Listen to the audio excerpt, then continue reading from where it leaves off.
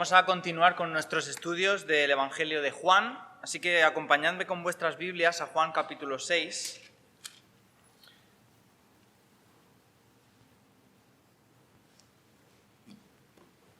Que es el texto que hoy nos toca, Juan capítulo 6.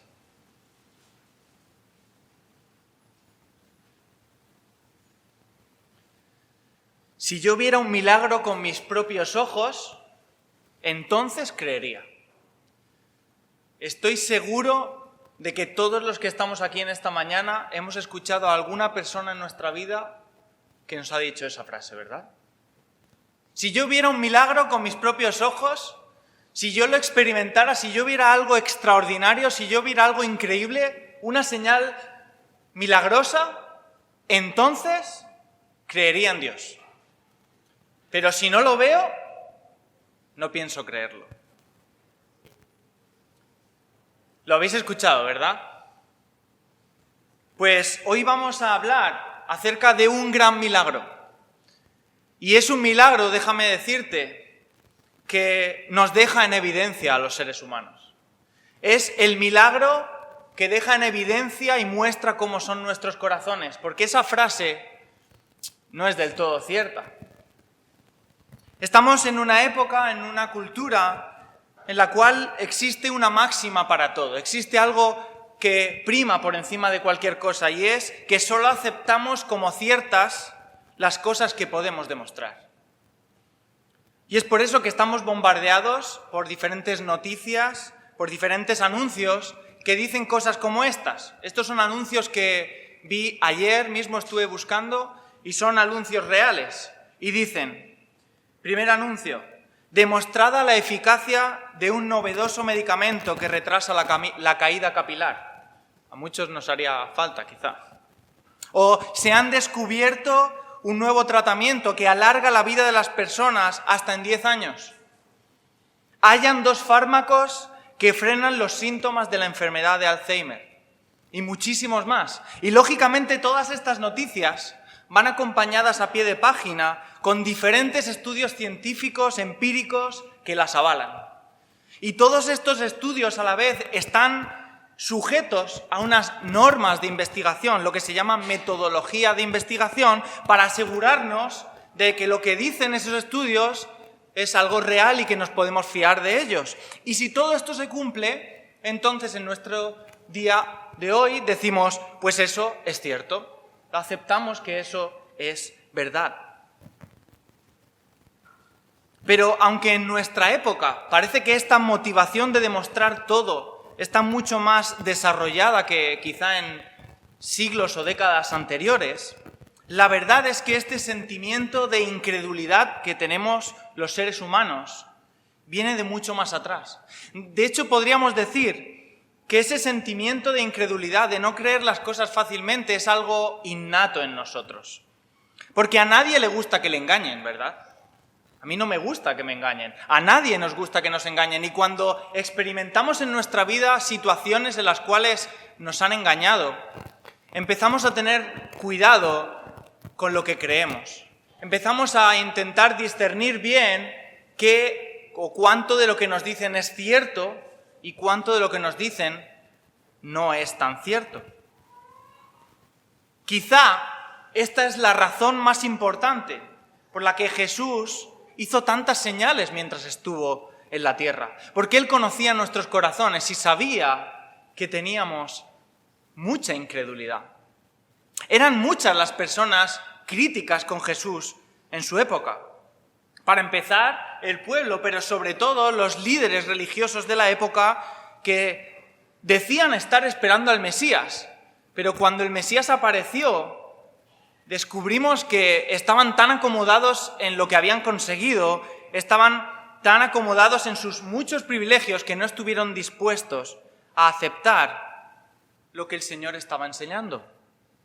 Un ejemplo, en Juan capítulo 10, versículo 24, después de escuchar una de las enseñanzas del Señor Jesús, ellos se acercan a Jesús y le dicen los fariseos, y le rodearon los judíos y le dijeron, ¿hasta cuándo nos turbarás el alma? Si tú eres el Cristo, dínoslo abiertamente. Y la respuesta de Jesús fue en el versículo 25. Dice, os lo he dicho y no me creéis. Las obras que yo hago en nombre de mi Padre, ellas dan testimonio de mí. De hecho, los que estuvisteis aquí la semana pasada, sabéis que la semana pasada estuvimos viendo la última sección del capítulo 5, donde nuestro hermano dividió el texto bajo el título de 5 testigos de la deidad de Cristo. Y uno de esos testigos eran las obras de Jesús. Las obras de Jesús, los milagros, las señales, daban testimonio de que Él era el Hijo de Dios. Versículo 36 del capítulo 5, Jesús mismo dice, mas yo tengo mayor testimonio que el de Juan. Dice, porque las obras que el Padre me dio para que cumpliese, las mismas obras que yo hago, dan testimonio de mí que el Padre me ha enviado. Así que a través de todo el ministerio de Jesús vemos que Él realizó muchos milagros, muchas obras extraordinarias, cosas que realmente escapan a nuestro entendimiento, a nuestra razón. Pero es muy importante destacar algo, y es que Jesús nunca hacía este tipo de milagros para emocionar a las multitudes. Él nunca quiso simplemente labrarse fama o un buen estatus social haciendo milagros o algo extraordinario para ganarse un reconocimiento público. De hecho, hoy en el texto vamos a ver que hay una demostración acerca de esto.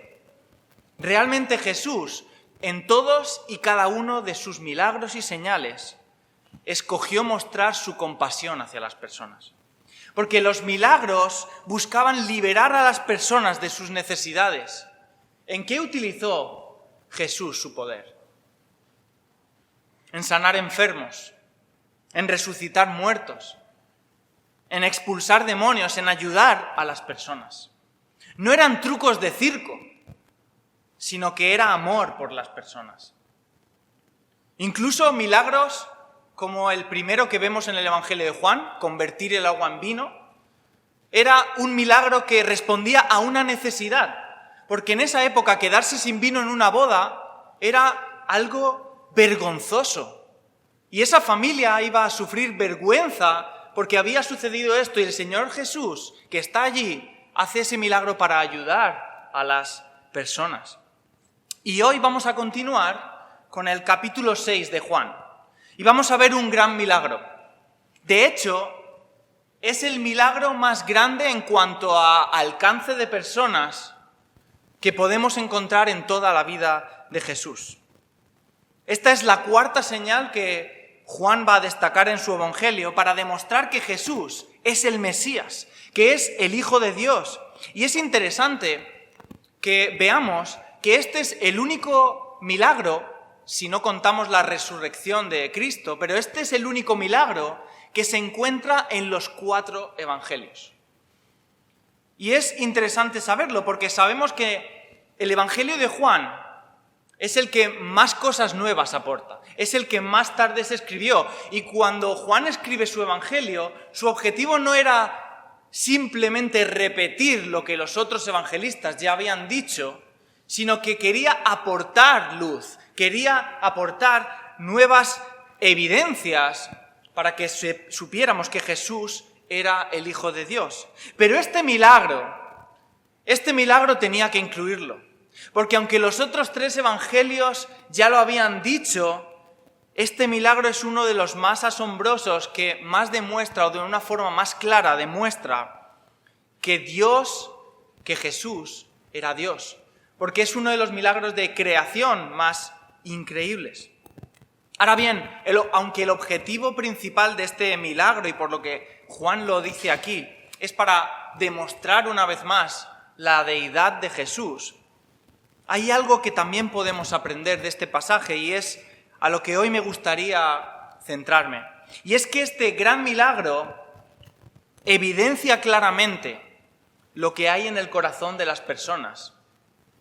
Gracias a este milagro podemos ver la evidencia del corazón de las personas que estaban en esta escena.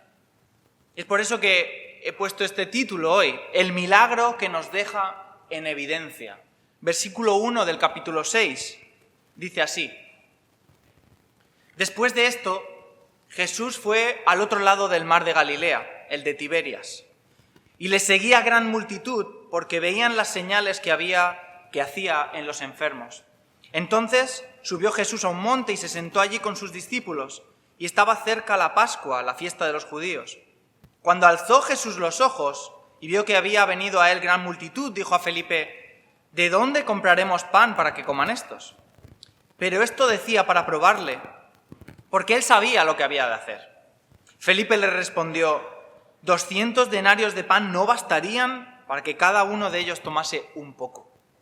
Uno de sus discípulos, Andrés, hermano de Simón Pedro, le dijo: aquí está un muchacho que tiene 5 panes de cebada y 2 pececillos. ¿Mas qué es esto para tantos? Entonces Jesús dijo: haced recostar a la gente. Y había mucha hierba en aquel lugar, y se recostaron como en número de 5.000 varones. Y tomó Jesús aquellos panes, y habiendo dado gracias, los repartió entre los discípulos, y los discípulos entre los que estaban recostados. Asimismo de los peces cuanto querían. Y cuando se hubieron saciado, dijo a sus discípulos: recoged los pedazos que sobraron, para que no se pierda nada. Recogieron pues y llenaron 12 cestas de pedazos, que el de los 5 panes de cebada sobraron a los que habían comido. Aquellos hombres entonces, viendo la señal que Jesús había hecho, dijeron: este verdaderamente es el profeta que había de venir al mundo. Pero entendiendo Jesús que iban a venir a apoderarse de él y hacerle rey, volvió a retirarse al monte solo. Este es un milagro que evidencia lo que hay en el corazón de las personas. Y la primera evidencia que vamos a encontrar es que este milagro evidencia el corazón de la multitud lleno de egoísmo. Dice versículo 1 al 4. Después de esto, Jesús fue al otro lado del mar de Galilea, el de Tiberias, y le seguía gran multitud porque veían las señales que hacía en los enfermos. Entonces subió Jesús a un monte y se sentó allí con sus discípulos, y estaba cerca la Pascua, la fiesta de los judíos. Cuando leemos al principio después de esto, tenemos que entender que eso no significa que el capítulo 6 comienza inmediatamente después de cuando termina el capítulo 5. De hecho, hay un lapso importante de tiempo entre el capítulo 5 de Juan y el capítulo 6 de Juan. En el capítulo 1, Juan está diciendo que había cerca una fiesta de los judíos. Así que si esta fiesta, hay 2 posibilidades. La primera posibilidad es que esta fiesta a la que se refiere en el capítulo 5 es que fuera la fiesta de los tabernáculos. Entonces, si era la fiesta de los tabernáculos en el capítulo 5 y la Pascua en el capítulo 6, había un lapso ahí de 6 meses. Sin embargo, si esa fiesta era la Pascua, entre el capítulo 5 y el capítulo 6 habría 1 año de diferencia. Así que durante este periodo de tiempo de 6 meses a 1 año, sabemos por los evangelios sinópticos que Jesús había estado ejerciendo su ministerio en Galilea. Tras lo que había sucedido en el capítulo 5, después de que Jesús sanara al paralítico de Betesda, dice el texto en Juan 5:18 que los fariseos procuraban matarle. Y como no era el tiempo para que esto sucediera, Jesús salió de Judea y se fue a Galilea. Y sabemos que él estuvo haciendo muchos milagros. Y esta es la forma en la cual podemos entender este gran aumento en la fama del Señor Jesús. Porque fijaos, en el capítulo 5 vemos que Jesús llega allí a sanar al paralítico de Betesda y no hay una multitud siguiéndole. ¿Y cómo es posible que en el capítulo 6 de repente Jesús intenta irse a un lugar apartado y hay 5.000 varones, sin contar mujeres y niños, que iban siguiéndole a todas partes? Dice el capítulo 6, en Marcos 6, 30 y 31, que es otro de ese es el pasaje paralelo a este, lo explica mejor. Dice: entonces los apóstoles se juntaron con Jesús y le contaron todo lo que había hecho y lo que habían enseñado, y les dijo: venid vosotros aparte a un lugar desierto y descansad. Y dice el texto: porque eran muchos los que iban y venían, de manera que ni aún tenían tiempo de comer. Hasta ese punto había llegado la fama de Jesús. Y esta creciente fama de Jesús es lo que le llevó a él y a sus discípulos a buscar un lugar apartado para descansar un poco. Sabemos que los discípulos acababan de venir, como hemos leído, de la misión en la cual Jesús les había mandado. Y ellos acababan de venir y estaban deseando quizá tener un tiempo con Jesús para contarle todas las experiencias que habían vivido. Así que esta es la escena. Después de un tiempo de duro trabajo, de intenso trabajo, Jesús busca un poco de tranquilidad en un lugar apartado junto a sus discípulos.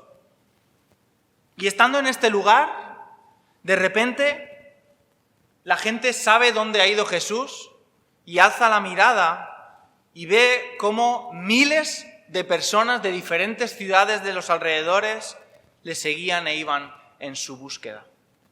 Ahora, ¿qué era lo que movía a estas personas a buscar a Jesús de esa forma? ¿Acaso es que se habían dado cuenta y creían realmente que Jesús era el Mesías, el Hijo de Dios, el Mesías prometido, aquel que les iba a salvar? Tristemente, ojalá hubiera sido así, pero no. La multitud no estaba motivada por la fe, no estaba motivada por el arrepentimiento o por el reconocimiento de que Jesús era el Cristo. La multitud estaba motivada por lo que Juan dice aquí en el versículo 2. Dice, y le seguía gran multitud porque veían las señales que hacían los enfermos. El motivo real que movía a estas personas a seguir a Jesús era su propio interés. Incluso podríamos decir que eran movidos por el morbo de los milagros, por las emociones.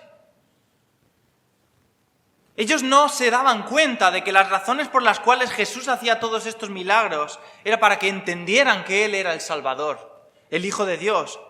Ellos simplemente buscaban beneficios o los beneficios de su poder en sus vidas, pero en sus vidas físicas, no en sus vidas espirituales. Eran personas que se agolpaban por tener un lugar privilegiado, un lugar donde poder ver bien el espectáculo, donde ver bien a Jesús, pero luego se negaban a aceptar sus palabras y enseñanzas. Veremos en los siguientes estudios, esto es un adelanto, como se dice un spoiler, pero veremos en los siguientes estudios que cuando después de este milagro la gente le seguía y Jesús se pone a enseñarles, les dice lo siguiente en Juan 6:26. Dice, de cierto os digo que me buscáis no porque habéis visto las señales, es decir, no porque habéis comprendido que soy Dios, sino porque comisteis pan y os saciasteis, porque habéis llenado vuestra barriga. Y al final de este capítulo, en el capítulo 6, el último versículo, versículo 66, dice el texto, desde entonces muchos de sus seguidores, discípulos, volvieron atrás y ya no andaban con él. Después de llenar su barriga le seguían, pero cuando entendieron o vieron que era lo que Jesús pedía de ellos, no aceptaron seguirle. Muchos de vosotros, estoy seguro, alguno quizá no, pero habréis visto una película de Disney muy famosa que se llama Aladín. Si no la habéis visto vosotros, quizá vuestros nietos la han puesto alguna vez o alguien. Pero uno de los personajes principales de esta película, Aladín, es un genio, el genio de la lámpara. Y este genio es un ser poderoso, con poderes sobrenaturales, que concede 3 deseos a la persona que frota su lámpara. Seguro que hay alguno o muchos de aquí que sabéis de lo que estoy hablando. El caso es que hay una escena en la cual Aladín se pone a hablar con el genio. Y el genio le dice que él está muy dolido y muy molesto con las personas que durante muchos siglos han estado frotando su lámpara. Y le dice que a él lo que más le duele es que la gente simplemente utiliza sus 3 deseos y cuando ya no puede tener más deseos, simplemente desecha la lámpara. Ya no le sirve de nada. ¿Sabéis que es muy triste? Es muy triste que hay personas que utilizan a Dios como si fuera un genio de la lámpara.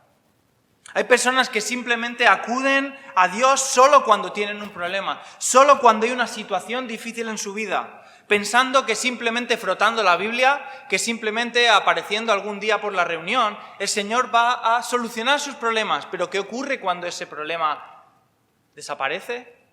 Que no les vuelves a ver. No vuelven a abrir su Biblia.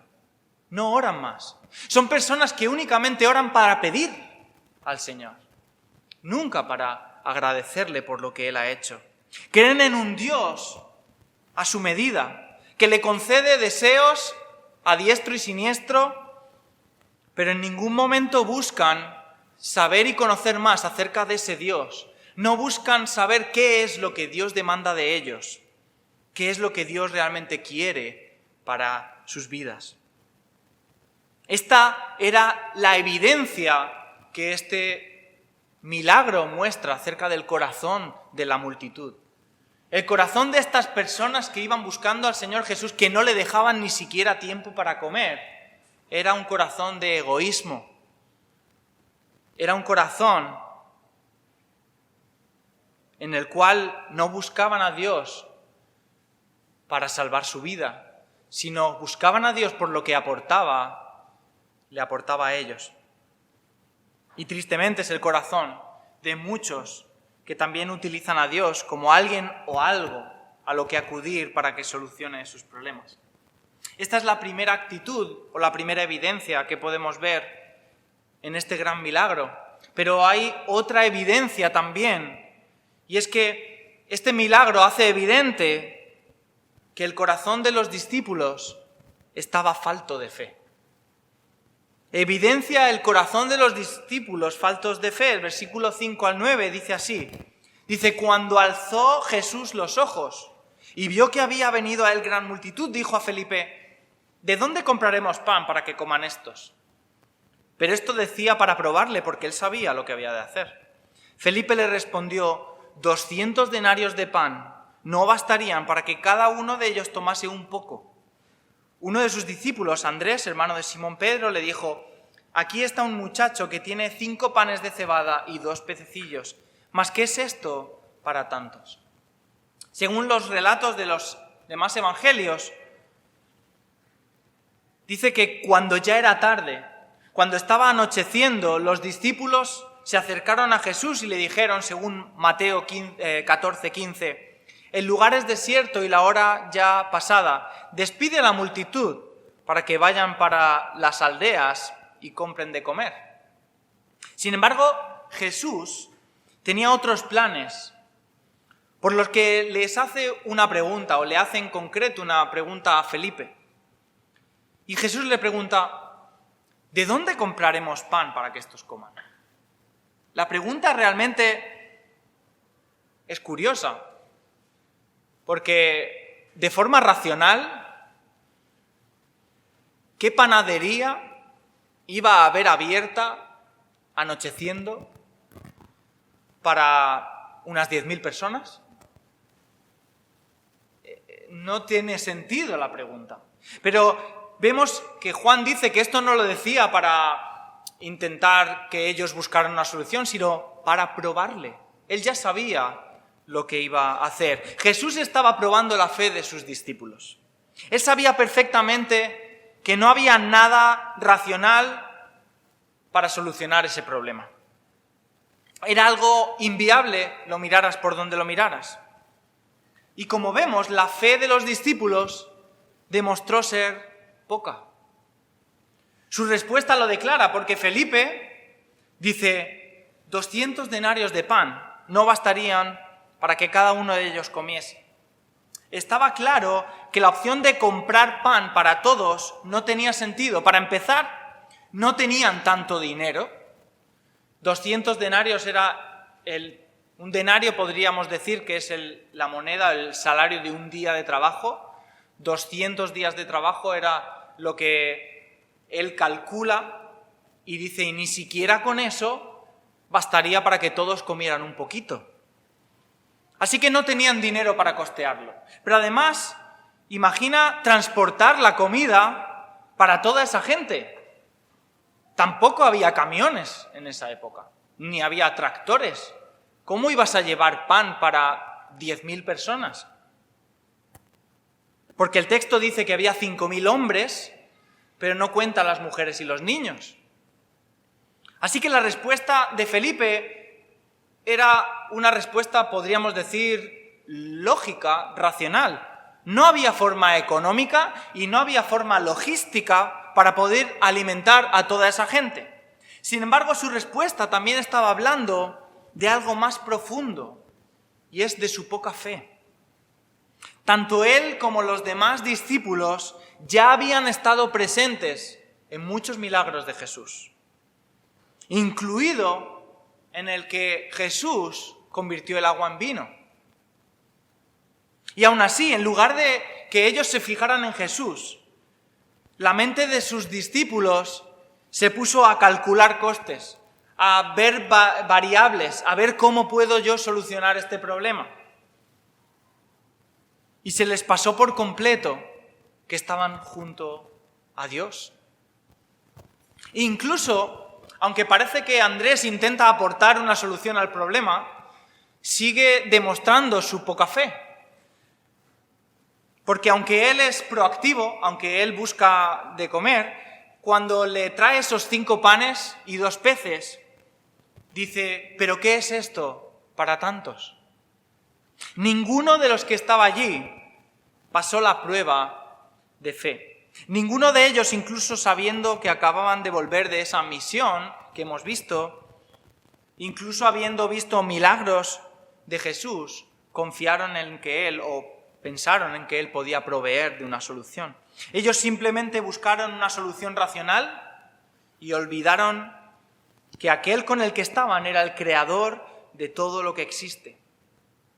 ¿Sabéis? Hay una historia en Mateo 17 en la que encontramos una nueva evidencia, o que es una historia que pone en evidencia nuevamente la poca fe que tenían los discípulos.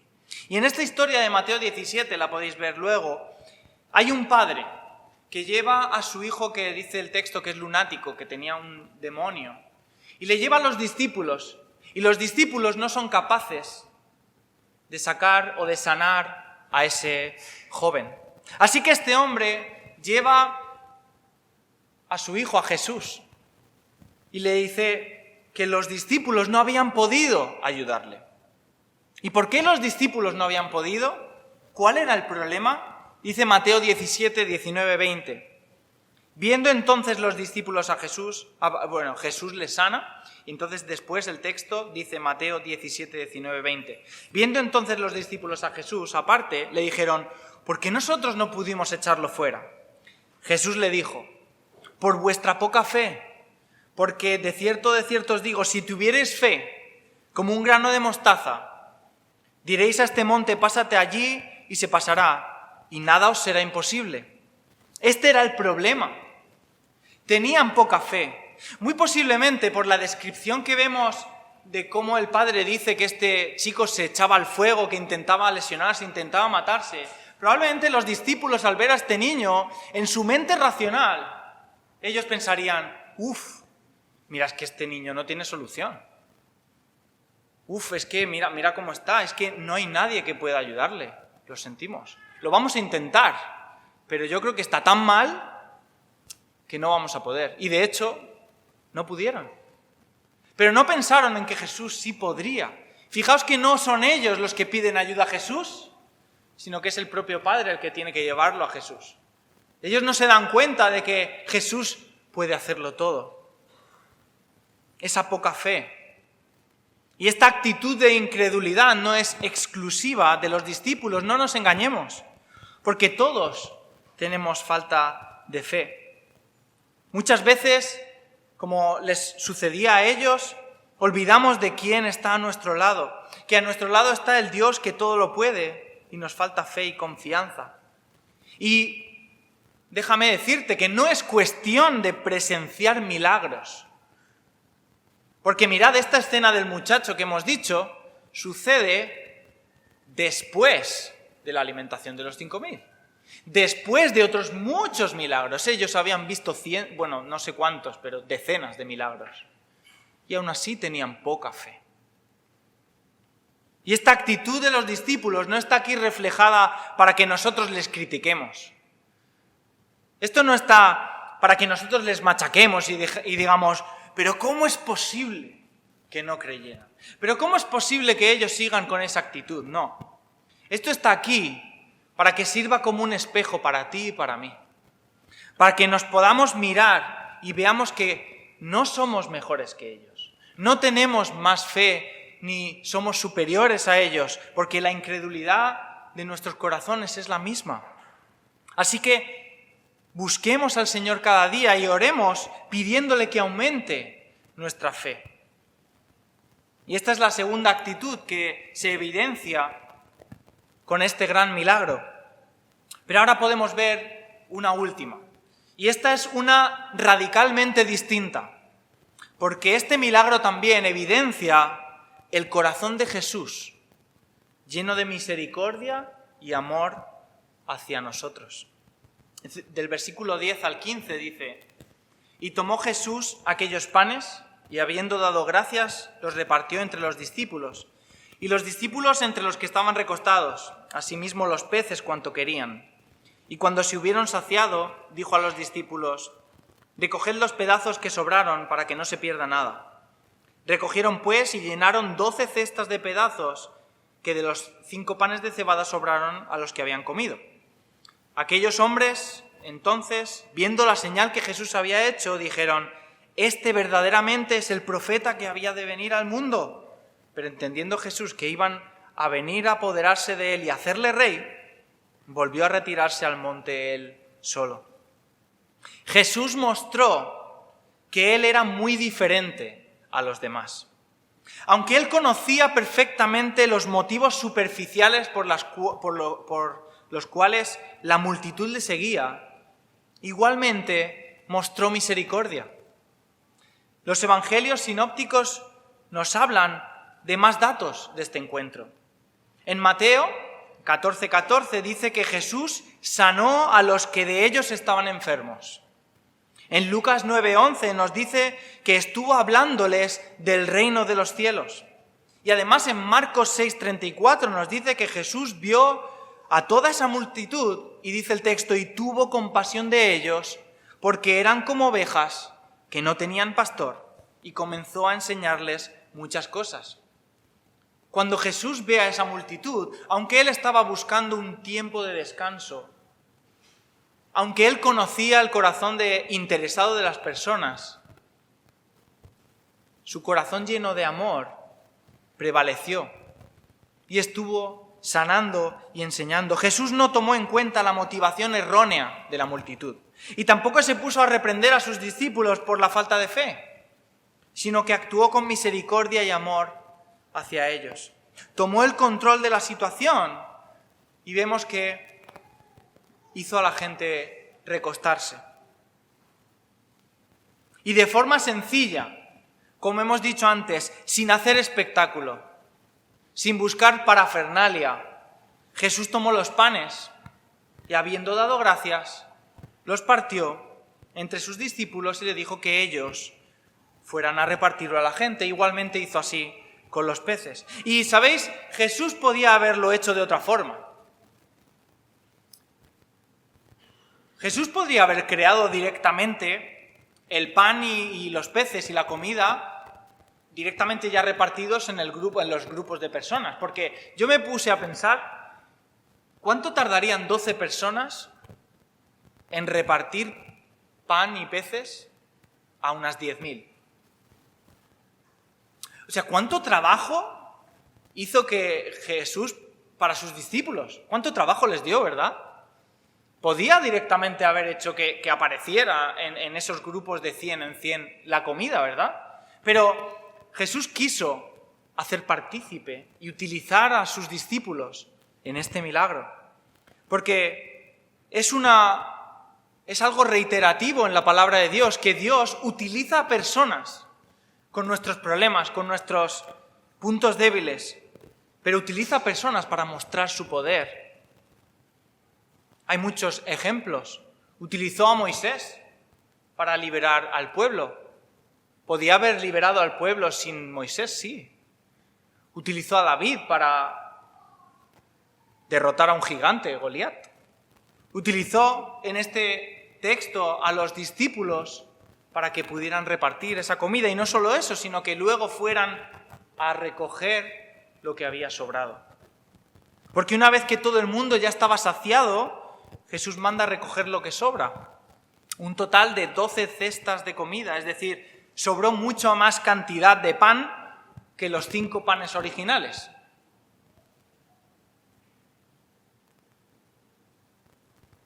Y esta historia, en el Evangelio de Juan, concluye con 2 versículos que ni Mateo, ni Marcos, ni Lucas registran. Juan añade una aclaración que nos muestra mucho más cómo era ese corazón egoísta de la multitud y que nos muestra mucho más cómo era el corazón inclinado a servir al Padre del Señor Jesús. Versículo 14 y 15 dice: aquellos hombres, entonces, viendo la señal que Jesús había hecho, dijeron: este verdaderamente es el profeta que había de venir al mundo. Pero entendiendo Jesús que iban a venir a apoderarse de él y hacerle rey, volvió a retirarse al monte él solo. La gente, impresionada por la señal, querían hacer rey a Jesús en ese preciso momento. Sin duda alguna, muchos de los que estaban allí identificarían este milagro como una provisión milagrosa parecida a la que en el Antiguo Testamento ellos conocían que Dios había hecho con su pueblo en el desierto. Ese maná del cielo dado por Dios cada día. Hay muchas personas escépticas que intentan alegar que lo que Jesús realmente hizo en este milagro fue manipular a las personas para que compartieran entre ellos su merienda, su comida. Que se juntaron entre ellos por grupos y simplemente Jesús les dijo que compartieran lo poco que pudieran llevar para que todo el mundo comiera. Pero esto no tiene sentido con los versículos que estamos leyendo en Juan. ¿Por qué la gente iba a querer hacerle rey si eso fue lo que pasó? No tiene nada de extraordinario. La gente solamente reaccionaría así ante un milagro de esta magnitud. Y este capítulo nos muestra qué clase de Mesías quería el pueblo de Israel. Ellos querían un libertador terrenal, alguien que satisfaciera sus necesidades físicas, principalmente de comida y salud. Y además querían hacerlo rey para liberar a su pueblo de los odiados romanos. Y por eso estaban dispuestos a llevarlo por la fuerza, si fuera necesario, a hacerle rey. Y pensadlo por un momento. ¿Quién no querría un rey así? ¿Quién no querría un rey capaz de proveer de comida y salud a todos? Nuevamente, un genio de la lámpara. Oye, rey, tengo hambre, dame de comer. Oye, rey, tengo sed, dame de comer, de beber, perdón. Oye, rey, me duele la espalda, sáname. ¿Quién no querría eso? Pero Jesús no estaba dispuesto a aceptar que eso ocurriera, porque conocía los corazones de las personas. Así que de forma también milagrosa, porque decidme si no es un milagro que Jesús se fuera de entre 10.000 personas sin que nadie supiera a dónde había ido, Él se fue. Porque Él vino a este mundo para salvar a la gente. No vino para consentir los caprichos de la humanidad y hacerles la vida más cómoda. Las personas no pueden manipularlo para conseguir sus fines egoístas. Y en nuestro tiempo, tristemente, hay muchos lugares donde hoy se predica el evangelio del revés. Bueno, si es que se puede llamar evangelio a eso. Y es que se presenta a Jesús como la solución a los problemas. Se insta a que la gente simplemente acuda a Él porque Él va a ser la solución rápida y eficaz para su salud, para su riqueza, para su autoestima, pero eso no es lo que enseña el Evangelio. Las personas no deben acudir a Cristo para que Él restaure sus relaciones rotas, para que comiencen a tener éxito en la vida o para ayudarles a sentirse bien consigo mismos. Él no es un amuleto de la suerte que ponernos en el bolsillo para que todo comience a irnos bien. Lo que la palabra de Dios nos dice es que Cristo quiere que las personas acudan a Él en arrepentimiento, reconociendo su pecado, su imposibilidad de hacer nada para poder solucionar su situación. Porque para eso vino Jesús a este mundo, para ser un rey libertador espiritual, no terrenal. En ningún momento vino para que los caprichos de las personas se cumplieran, sino para que la gente dejara de ser esclava del pecado. Vino porque solo Él podía solucionar nuestro problema, porque ese pecado que está en nosotros y con el que todos estamos marcados es una mancha imborrable. Y no importan las buenas intenciones que tengas en tu vida, ni las veces que intentes actuar de la forma correcta, porque simplemente no somos dignos de estar ante ese Dios todopoderoso por nuestros propios medios. Pero Cristo vino a cambiar todo eso. Y todo cambió no porque nosotros de repente seamos mejores, sino porque Él pagó la deuda que nosotros debíamos. Como hemos escuchado en esta mañana, Él aceptó morir en una cruz para saldar el pago de nuestro pecado. Aceptó una muerte injusta para que nosotros nos libráramos del castigo que merecíamos. Así que siento decirte esto, pero no te engañes. Aunque vieras un milagro con tus propios ojos, aún así no creerías. No creerías porque no somos mejores que estas personas de la época de Jesús. Y seguiríamos queriendo más. Y seguiríamos queriendo más. Y seguiríamos queriendo beneficiarnos más. Y más milagros. Y más milagros. Y algo que haga mi vida un poquito más sencilla. Y Señor, un poquito más. Y uno más. Pero no estaríamos dispuestos a seguirle con nuestra vida si nuestra única motivación es ver milagros. Porque si basamos nuestra fe simplemente en los milagros que experimentamos, no estaríamos acudiendo a Él arrepentidos, ni estaríamos reconociendo que tenemos un problema que debemos solucionar. Servirle simplemente sería mero interés. Así que Cristo tiene que ser tu Salvador, Cristo tiene que ser tu Señor, tu vida, no un genio de la lámpara para frotarlo y acordarnos de Él en los momentos difíciles. Hay personas que no conozco en esta mañana o que alguna que pueda estar escuchando, pero te invito a que si no has acudido al Señor Jesús con esa actitud de arrepentimiento, arrepentido de tu pecado y reconociendo que solo Él puede salvarte, que lo hagas en este preciso momento. Porque Él conoce tu corazón y sabe perfectamente cuáles son los motivos que te llevan a venir a este lugar a escuchar este mensaje. Que no sea un motivo egoísta, sino uno genuino, que estés buscando realmente al Señor. Y para los que ya hemos creído en el Señor como nuestro Salvador, que nos podamos maravillar de este gran milagro, que este milagro fortalezca nuestra fe, que no tengamos poca fe como estos discípulos, que no nos pase como a ellos que olvidaron por un momento que estaban junto al Creador de todo, junto al Creador del universo, de todas las cosas. Estaban junto a aquel que todo lo puede, junto a aquel para el que nada es imposible. Este es nuestro Dios. Confiemos en Él sin vacilar. Espero que puedas reflexionar acerca de esto y que el Señor pueda tocar tu corazón si no lo ha hecho. Vamos a orar. Señor y Padre, te damos gracias porque eres un Dios poderoso, Señor. Gracias por tu palabra, gracias porque en ella podemos encontrar muchas historias que realmente hablan a nuestros corazones, que nos muestran cómo somos. Y tú nos conoces, Señor, tú sabes que somos incrédulos, tú sabes que nos cuesta creer, que nos falta fe, Señor. Y en esta mañana te pedimos que tú nos ayudes, Señor, a ser personas que acuden a ti porque buscan agradarte, porque buscan servirte.